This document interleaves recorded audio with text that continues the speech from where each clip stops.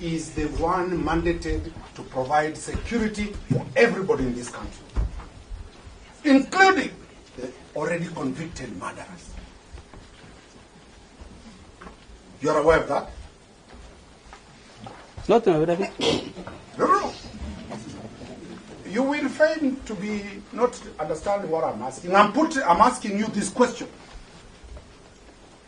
The duty to protect life and property falls under the police. If you say so. And this country is not a banana country where the rule of law has broken. So it is not right to say you are preserving his life in cell. And he pays taxes. Everybody pays taxes to be protected.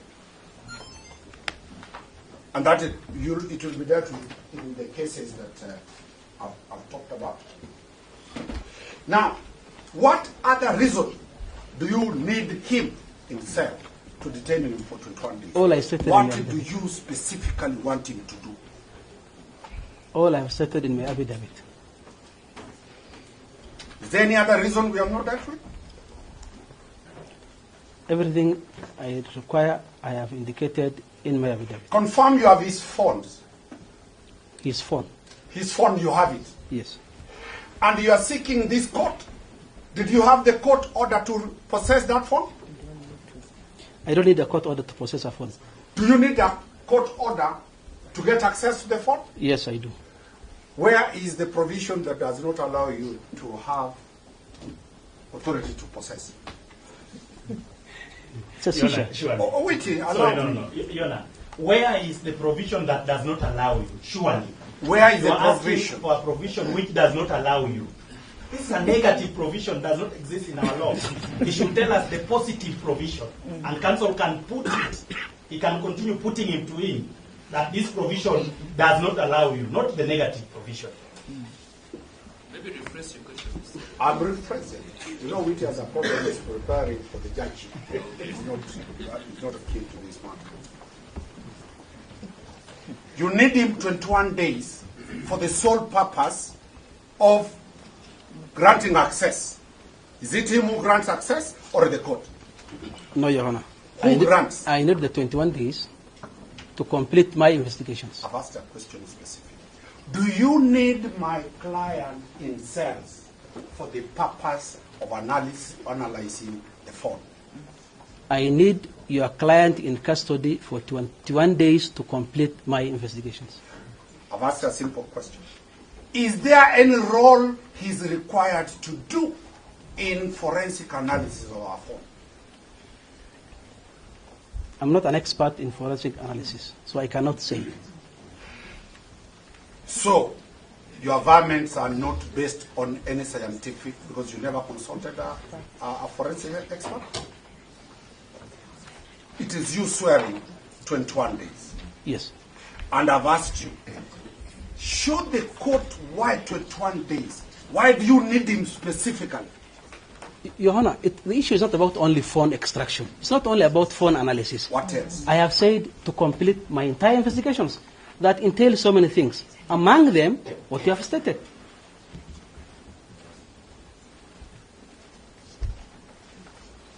And lastly,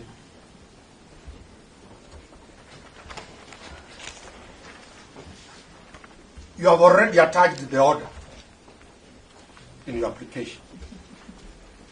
Look at it. We have an order.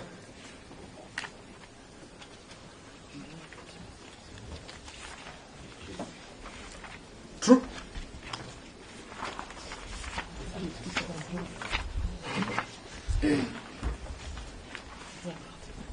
Makori, this is a competent advocate and witness. No, I have seen an annexure here. Can I check, yes? I've seen an annexure there.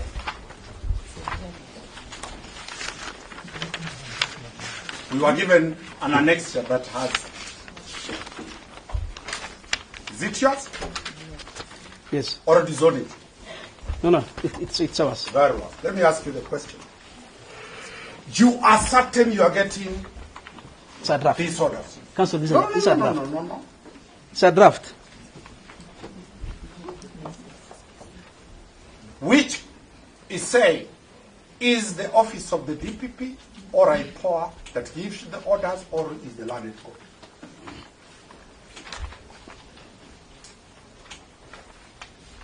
What is the import of you drafting an order? Is it a formality that in this court already you have decided, not the court decides? Who decides? I hope it ceases from being I hope the norm. we can save time by admitting that the application was drawn by the office of the DPP. What we have annexed as an order is a draft order. It is not the first time today, is it 18? It has been done since I was a law student at the University of Nairobi, where we do draft orders. The court can reject it, it's not binding on the court. So that we save time for counsel and his client. We Which have only for good practice. We admit. Avoid doing the judicial work.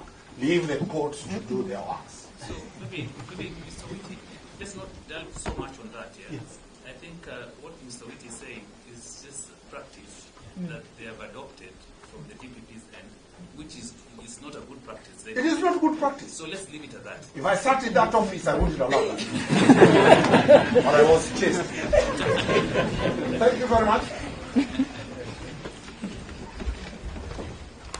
Let me allow Mr. Kangai to proceed.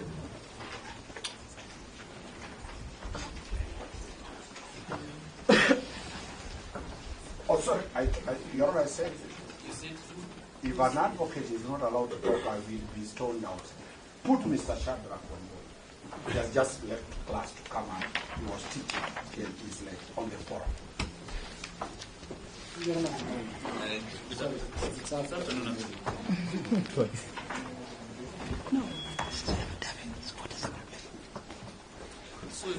Mr. Kangai is Mr. Shadrach. They will release Shadrach, then We're just trying to put in order. It should be a difficult one.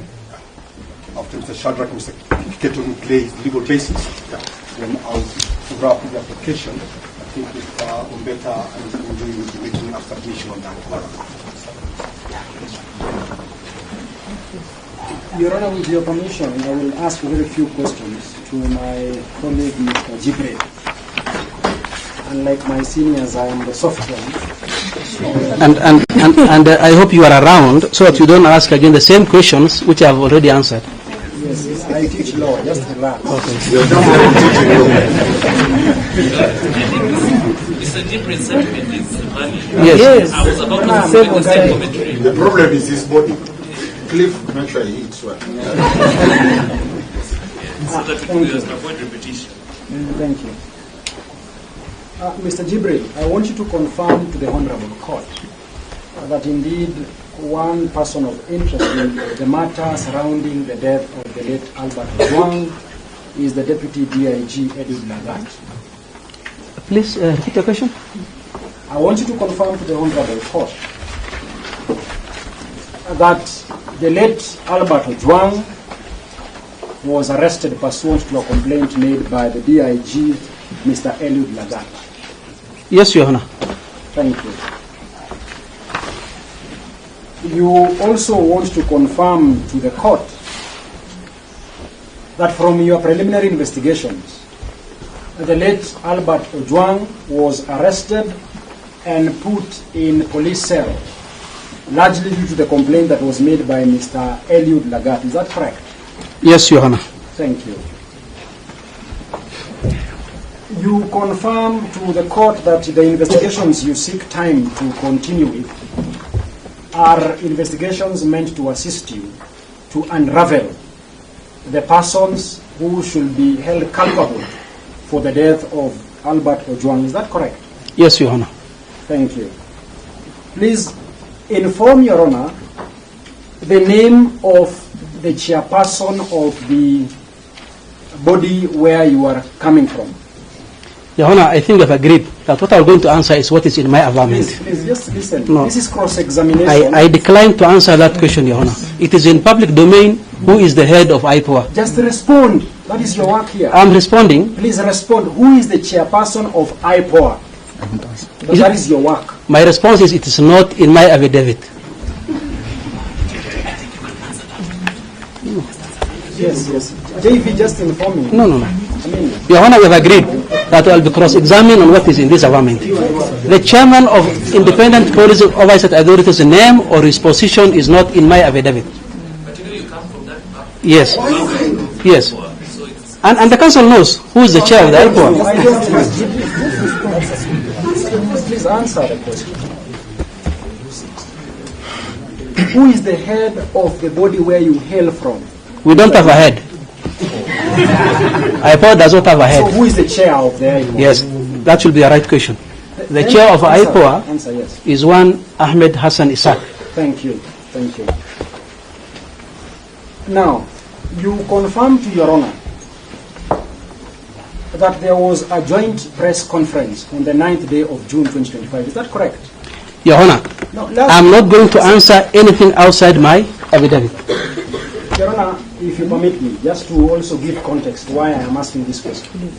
Your Honor, my learned senior and friend, Mr. J.V. Owiti, went to a very large extent in explaining the authority that was made by my Lord Professor Joel Ngugi in the Oscar Sudi case. Some of the parameters that were set by the Honorable Court were two. I think that is paragraph 24 of that authority. On the question about bad faith, the question about exceptional circumstances, and lastly, the balance of the quadruple rights that the court should look at. One of the items that we have a duty and responsibility to prove to you is to